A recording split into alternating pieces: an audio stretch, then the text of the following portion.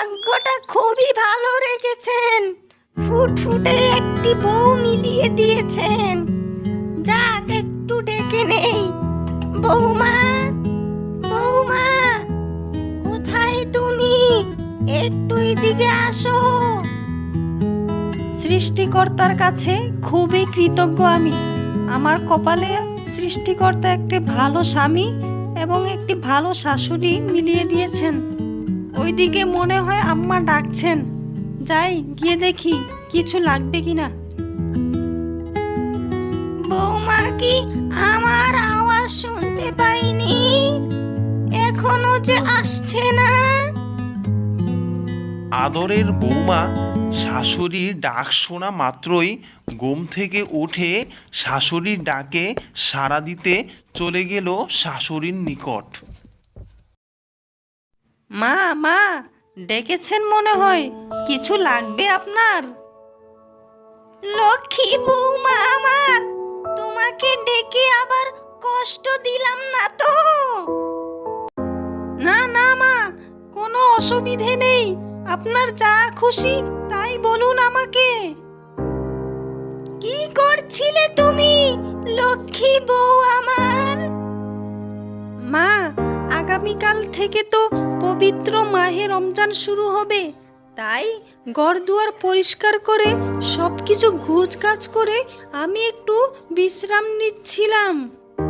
ঠিক আছে মা, এজন্যই তোমাকে আমি ডেকেছিলাম। এখন তাহলে যাও।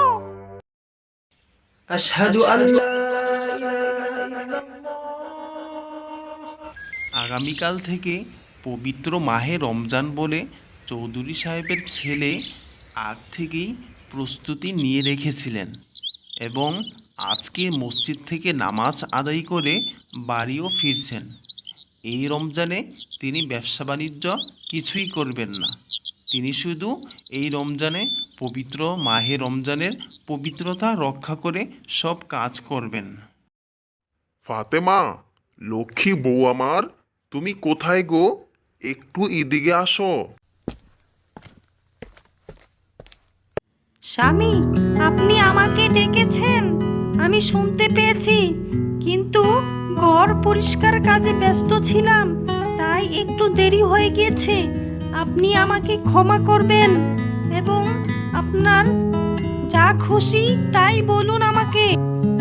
না, সমস্যা নেই, একটু দেরি তো হতেই পারে, তাই বলে কি তোমাকে আমি শাস্তি দিব?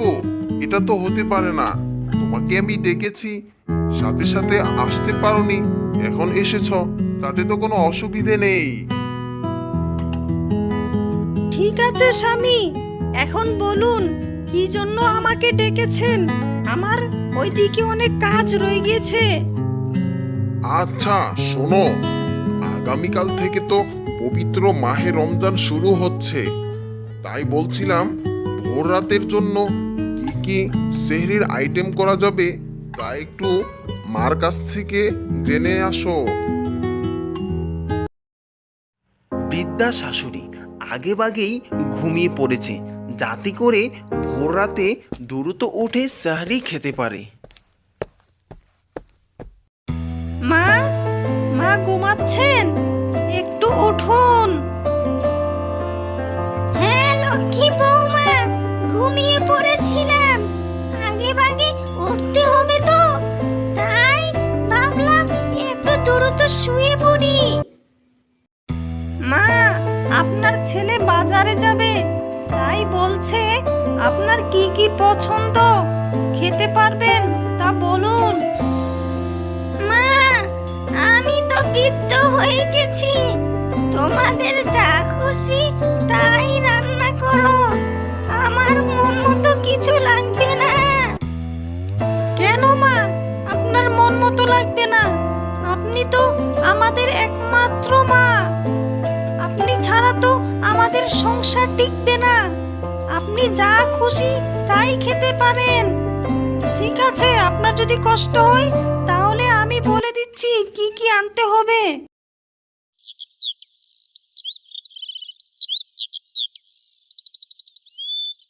ঘরে বাজার থাকা সত্ত্বেও চৌধুরী সাহেবের ছেলে মায়ের এবং আদরে বউয়ের জন্য ভালো খাবার আনতে বাজারে যাচ্ছেন। ভাই, আপনার দোকানে ভালো সবজি এবং ভালো মাংসের মধ্যে কি কি আইটেম রয়েছে আমাকে একটু কষ্ট করে বলবেন? ভাই, আমার দোকান হলো বাজারের সেরা একটি দোকান। এই দোকানের মধ্যে কেউ আসতে ফিরে যায় না। সব কিছুই আমার দোকানে পাওয়া যায় এবং সব ভালো ভালো। আচ্ছা, ঠিক আছে ভাই, আপনি 5 কেজি খাসির মাংস, 10 কেজি গরুর মাংস এবং প্রতিটি সবজি থেকে 2 কেজি করে আমাকে দিন। ভাই, সব কিছুই দিলাম। আপনার বিল হয়েছে 8,732 টাকা। টাকাটা একটু দ্রুত দিলে ভালো হবে।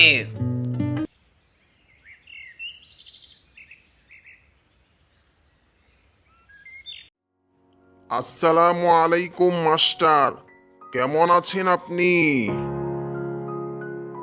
ওয়ালাইকুম আসসালাম, চৌধুরী সাহেবের ছেলে। আপনিও ভালো আছেন? মনে হচ্ছে দেখে আগামীকাল পবিত্র মাহে রমজানের প্রস্তুতি নিচ্ছেন। কি কথা কি সত্য বললাম নাকি মিথ্যে? হ্যাঁ মাস্টার, আপনি ঠিকই ধরেছেন। এই জন্যই তো আপনি একজন শিক্ষক, কারণ শিক্ষক তো ছাত্রের অবস্থা না বুঝে পারে না। তাই আপনি আমার ব্যাপারটাও ঠিক ধরে ফেলেছেন। তো মাস্টার, রমজানের প্রস্তুতি আপনি কতটুকু নিলেন? হ্যাঁ, এই তো হাতের চাটা শেষ করে বাড়িতে গিয়ে রমজানের জন্য প্রস্তুত হয়ে নিব এবং বাজার সদাই যা করার সবই করে নিব। এখনো তো বেশ কিছু সময় হাতে রয়েছে। হ্যাঁ হ্যাঁ, সেটাই বলছিলাম আর কি। আমি তো একটু আগে আগেই রমজানের প্রস্তুতি নিয়ে নিয়েছি এবং এই যে বাজার সদাইও করে ফেললাম। এখন বাড়িতে চলে যাব।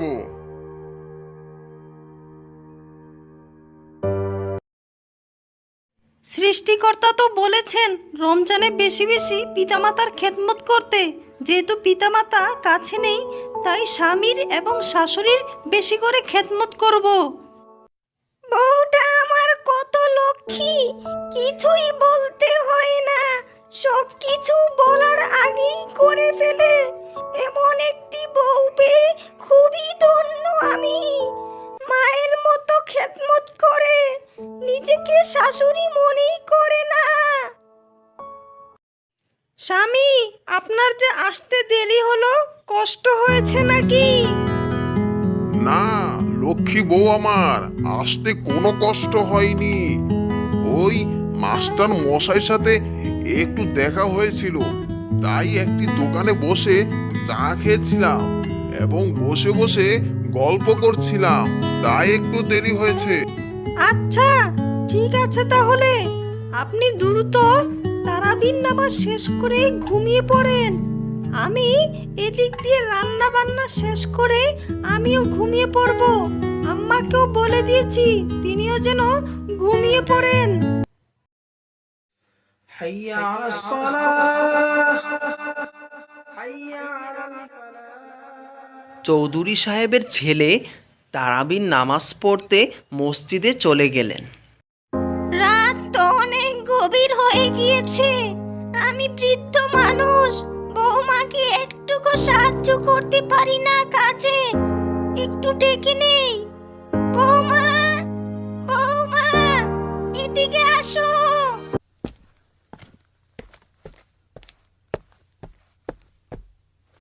জি মা, বলুন, কি খেদমত লাগবে আপনার?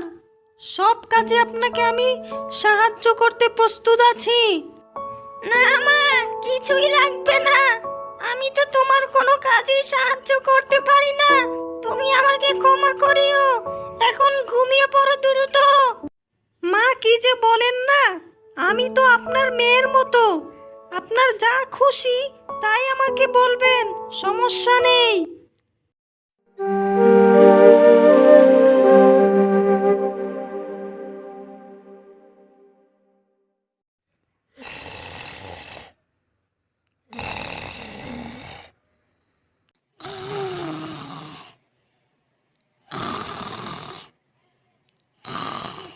সেহরি খাওয়ার সময় হয়েছে। উঠুন, জাগুন, সেহরি খান। সময় হয়ে গিয়েছে দেখা যায়। যাই, মাকে আর স্বামীকে ডেকে দেই, আজকে একটু দ্রুত উঠে যাই।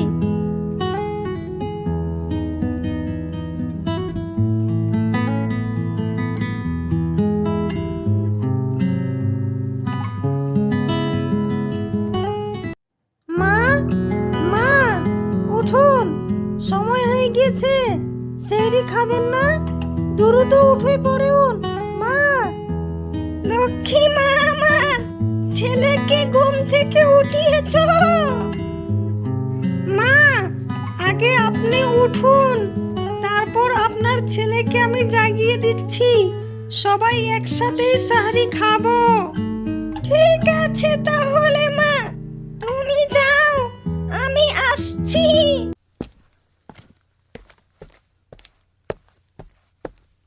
আদরের বৌমা শাশুড়িকে জাগানোর পর স্বামীকে ডেকে দিতে চলে গেল। ওগো শুনছ?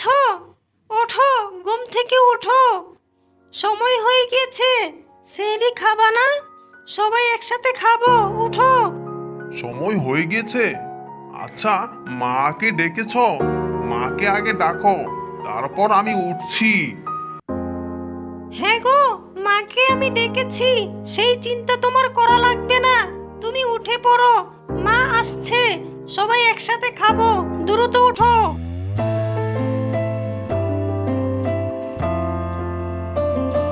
লক্ষ্মী মা আমার, এত খাবার আয়োজন করার কোনো দরকার ছিল? এগুলো কে খাবে? মা, প্রথম রমজান তো, তাই একটু বেশি করে আয়োজন করেছি। অন্যান্য দিন একটু কম করে আয়োজন করব। ঠিক আছে, এখন সবাই খাওয়া দাওয়া শুরু করো, আর নয়তো সময় শেষ হয়ে যাবে। লক্ষ্মী মা আমার, এত মজার রান্না করা তুমি কবে থেকে শিখলে? তোমার খাবার তো অনেক স্বাদ হয়েছে, আমার রান্নাও তো এত স্বাদ হয় না। মা, এটা তো আপনার শিখিয়ে দেওয়াই রান্না। ঠিক আছে, এখন আমরা দ্রুত খাবার শেষ করে ফেলি, আজানের সময় হয়ে গিয়েছে।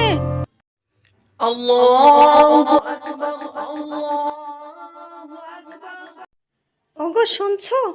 আমি এবার নিয়ত করেছি পুরো 30টা রোজা রাখবো এবং সংসারের সব কাজ একাই করব। ঘরের সব কাজ তো তুমি একাই করো, সেটা কি আবার বলতে হবে? আমি এবং মা তোমাকে তো কোনো কাজেই সাহায্য করতে পারি না, সেজন্য আমরা দুজনেই তোমার কাছে অত্যন্ত দুঃখিত। ঠিক আছে, আর প্রশংসা করতে হবে না, যথেষ্ট হয়েছে।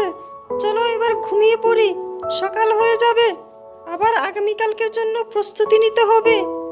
বাই।